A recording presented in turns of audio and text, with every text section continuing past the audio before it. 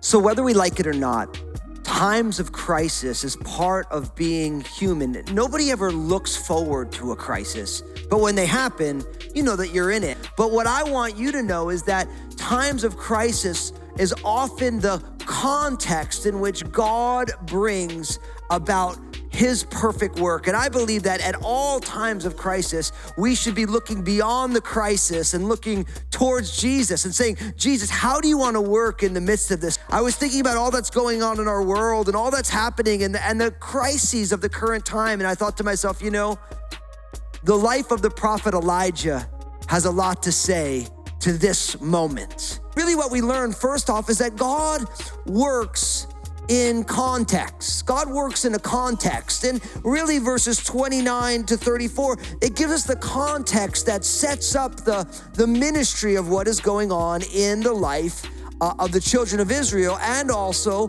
why God raises up this prophet, this famous prophet who we know of as Elijah. And really everything that's going on in this context, really none of it is good. Now it says that in the 38th year of Asa, king of Judah, Ahab, the son of Omri, became king over Israel. But then it says that Ahab marries this woman named Jezebel, who is the daughter of Ethbaal, the king of the Sidonians. And so, Jezebel obviously is not a godly woman. She doesn't come from a godly family. And it's amazing because sometimes, we live in a day and age now where people want to push against some of the biblical narrative. We kind of see, some people see Jezebel as this amazing woman. Now, we're going to see as we look at the whole story in this series, how Jezebel is a very aggressive, angry, violent woman.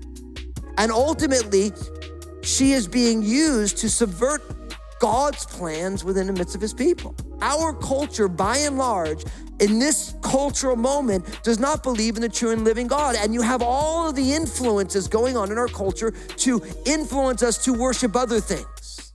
See, and here's what I want you to know. Every single one of us worships. It's just a matter of who we worship and why we worship them.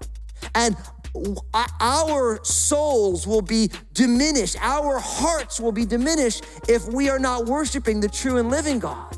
What we learn here is that God works to provide for his children. God works to provide for his children. Now, you see how we did that? We see God works in context, and then God works through people. Now we see that God works to provide for his children. Now, what's interesting about this, of course, is Elijah just declared a drought. He just declared that there's going to be no food. And God tells him, look, I want you to leave here. I want you to head to the east, and I want you to hide it at the brook Cherith, which flows on into the Jordan. He's saying, I want you to go to a specific place. And he's like, and when you get there, you're going to be able to drink from the brook, and I am going to provide for you through the ravens. And the ravens are going to bring you food. Now, what's interesting is ravens have been known to neglect their young. Job talks about that. But now we have God supernaturally providing for Elijah in the midst of a crisis where there's no food. But the only way Elijah knows this is because he trusted God and he did what God asked. Notice it says, Elijah went.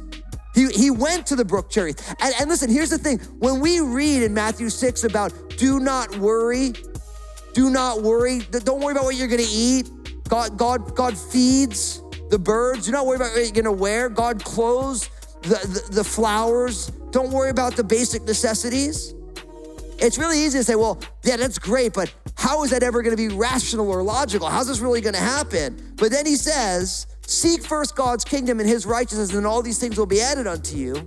So really, it's a question now of obedience. And I think the reason we are so apt to worry, and I'm not preaching down on anybody. Listen, we all know what it's like to worry. But when you remember what Jesus said, you're like, oh, wait, if I'm worrying, it's because I got my eyes off the Lord. I got my eyes on the crisis. But my job is to seek first the kingdom of God and his righteousness, and then God has promised he's going to provide. Whatever your crisis is right now, I want to encourage you not to focus on the crisis, but focus on Christ. In the midst of a crisis, God is still working. He works in that negative context, the crisis. God uses people, why not us? And then God chooses to supernaturally provide for his children. So right now, listen, if you're a follower of Jesus, where is God asking you to seek first his kingdom and not worry about all these things, knowing that he's got you?